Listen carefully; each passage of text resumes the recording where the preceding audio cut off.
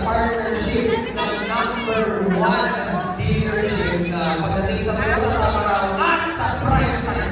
Okay. Siyempre, bida-bida. Okay, I think we have a first question. Okay. Nasa inyo po. Yes. Bayan po ako sa Ay, hello. Gusto ko.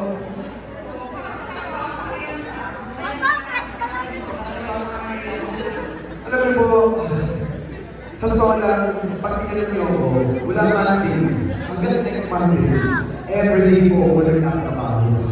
Kaya kinahanapan ko ng paraan kung paano mo may sisisitin lahat ng mga schedule ko.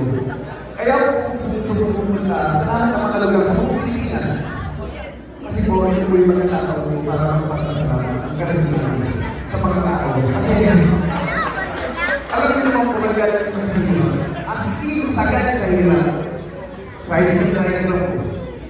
Diyan ko, nag-dishwasher, nag-waiter, at kung ano-ano yung mga trabaho. Lahat sinunod ko kasi nung may bagets-bagets pa ako, yung mga 8 years old mula ako, yung mga 16, 17, hindi ko lang mga hanggang 24. Talaga naghahanap ako ng oportunidad na magkaroon ng trabaho. Yung regular na trabaho. Kasi mag-waiter ako 6 months later. Diba? Nag-jacket ako sa Canada. Wala nangyari, bumalik ako sa Pilipinas. Sumayin din ako, magka-tricycle.